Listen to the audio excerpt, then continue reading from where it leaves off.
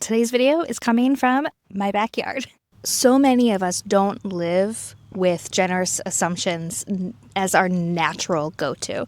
We're constantly worried about what somebody is thinking about us, why they haven't responded to this thing. We will overanalyze a one-word reply, and we spend a lot of mental energy thinking about all those things. But the question is, does it actually matter? And these things that you're waiting on, they do matter, but the way you're choosing to think about them probably does not, because a lot of the times when we are ruminating on most likely worst case scenarios, those things haven't actually happened. We're just making it up that they could happen. So instead of spending the time focusing on what could happen in the negative, which my husband and I like to call this catastrophizing. So assuming the worst, what happens if we assume the best? And this happens not only with day-to-day just life in general, but when you are running your own business, your mental space is so sacred, and I want you to preserve the majority of your mental space for the things that truly matter. And ruminating on what could go wrong, that does not matter. It's not helpful. A lot of the times, what it is your brain trying to get control of a situation. Because if it can get control of the worst case scenario, then maybe it could plan a solution to either avoid it or to figure out what's going to happen if it goes through, what's going to be the solution. And it just is wasted energy because none of it's actually happened. You're just making it up in your head. It has not happened. So this is where assuming the best, or what we're going to call generous assumptions, comes in. Now, I learned this term from Jessica Honegger, the founder of Noonday Collection. I've been a brand ambassador with them for years, and Jessica always talks about having generous assumptions when it comes to your business, when it comes to asks that you're putting out. Just assume the best in the other person. Assume that if they haven't said no, don't say no for them. Let's just give them the very best generous assumptions possible. And it has revolutionized just how I live my life in general. Because having generous assumptions keeps us from spiraling with negative thoughts. If I have a generous assumption that other person has not replied, they have not booked my proposal yet, wanted to book my services yet, because I'm assuming they are busy, things have come up, I'm patiently waiting for their yes. Until they tell me it's a no, I'm patiently waiting for their yes. And I'm going to approach every time I reach out to them with I'm patiently waiting for your yes. Do you have any questions? Can I support you in any way in the meantime? It's all very generous. And with that, there's a lot of abundance that comes out of our posture towards our business. When you are having negative assumptions, you get very constrictive and very handsy and grabby. And if you're just assuming the worst in somebody, it can come off that way through your replies to that person. And this is one of the reasons why I like having some automations built around follow-ups. If you are somebody that takes things really personally, if somebody doesn't book right away, having some generous automated follow-ups will do that on your behalf. You don't have to choose the generosity on any given email send, but I really would encourage you to choose the generosity in general, because it brings so much light to life and business. And I will say a lot of how I've been able to embrace this in my day-to-day life, in my business, is because of my faith.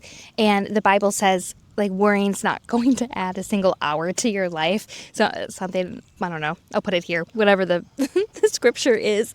And it also says that God works all things out for the good of those who love him. Maybe you're not a believer in God, but maybe you do have something that you're thinking about that is over all of this beautiful creation and is a loving, generous thing. And that's what I choose to believe, that whoever has created this universe just wants the very best for us and has so much in store for us. And I'm going to believe that everything is working out for my favor, even if the thing that's working out isn't what I expected or what I planned or what I really wanted. It could be a no from that client in the end. I'm going to assume a yes until it's a no, but it could be a no at the end. And I'm going to assume, even in that, like even in my general assumption about my business, that that was not the right fit for me. I'm not going to spiral around, well, what's going to happen now because I don't have that business. I didn't get that yes, so now what? And like, because that's a whole nother spiral we can go down. And again, it doesn't benefit you. It doesn't actually bring any joy to you. It is not helpful to spiral in the negative. I'm going to have to rescue a dog. You. Hey, out. Come. So let's talk about 3 ways this actually can come through in your business. This also, I would say, could be extrapolated out for life in general, but I'm going to focus on my business owners because I care for you so much and I just want you to succeed. So the first place I want you to have generous assumptions is with client communications. When you get an email from somebody, I want you to take a, like if you're anticipating a negative thing, I want you to take a deep breath in and then a deep breath out and release it. And then read the email with a neutral stance. Do not assume a negative tone on their behalf. Read it as if they are just delighted to give you this feedback, that they are so excited to tell you this thing. Even if it's we're not going to continue working together. Like the worst news you could possibly get, read it with just a generous assumption that the timing's not right now, but maybe it will be in the future. We're just going to bring all of like the fullness of a response to it instead of constricting and holding our breath and being so nervous about what they're going to say. We're just going to be open-handed with whatever it is and assume, even if they send a 1-letter response, maybe you asked a question and they just said K back and you're like, well, that wasn't helpful. We're just going to assume they were really busy and that's all they had time for and they sent it. And amazing. I'd rather have a K than a AI generated response that was way too lengthy for me to read. Like, just give me the K. It's totally fine. Another place I want you to have really generous assumptions in business is with revisions and feedback. It is really easy to take feedback very personally, that it's a definition of who you are as a person. I used to be this way very, very much. I would get very defensive whenever anybody had critique for me. But I have learned that it is really helpful. And especially with the work that I do, any revisions or feedback that somebody might have for me is just to make their business better. I'm not their business. It's their business for them to run a certain way, to have language done a certain way. So if they are changing things, it's always for good. It is always for good. And it doesn't mean that I failed because they want something different. It means either I didn't get enough information to start or they changed their mind or something. Like, it's fine. I'm going to have generous assumptions and I'm not going to be negative about myself and really think about that. If anything, I might consider how I could get this to not repeat in the future if I really felt like I had a hand in, oh, I should have seen this before.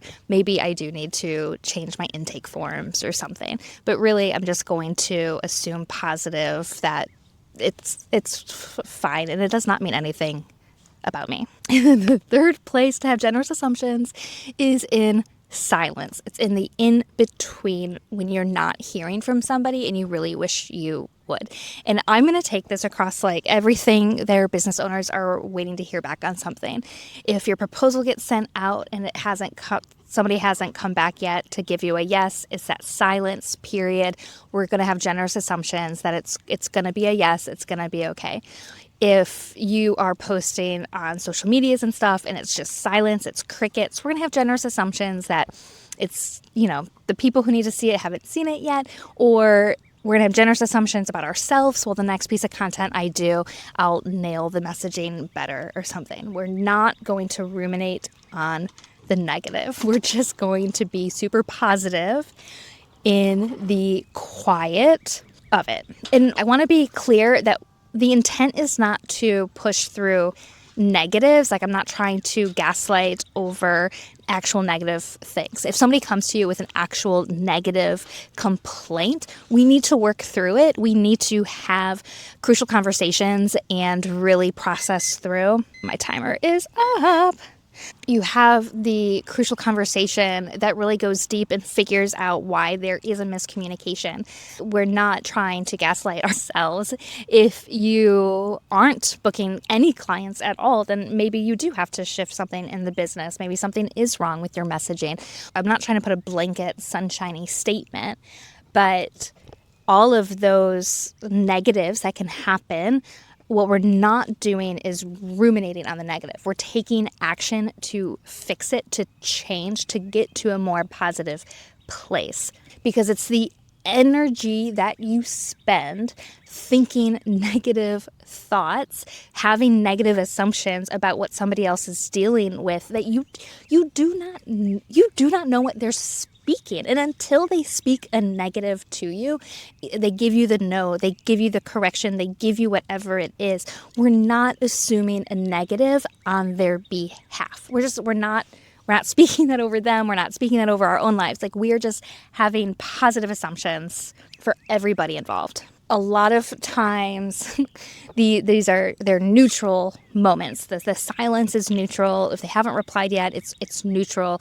Any email response that comes through truly is neutral. And a lot of the drama we create is in our own heads, and it just doesn't need to be that way. I really think your business should be easeful and effortless and peaceful, and a lot of that has to do with systems, the way you have your business set up to run operationally, but so much of it is also our attitude and our thoughts that we have around business. So I hope this video helped you.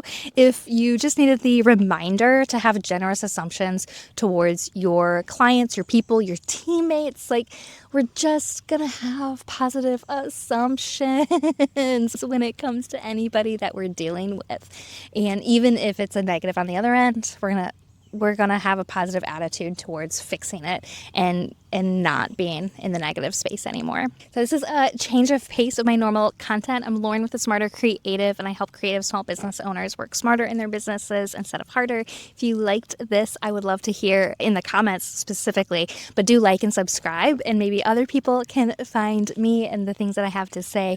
I love talking about systems and running your business well and just having a easeful life and business that you're excited to show up to every day, and to not be running yourself into the ground, because nobody wants to be running themselves into the ground for anything. At least I don't believe you actually want that.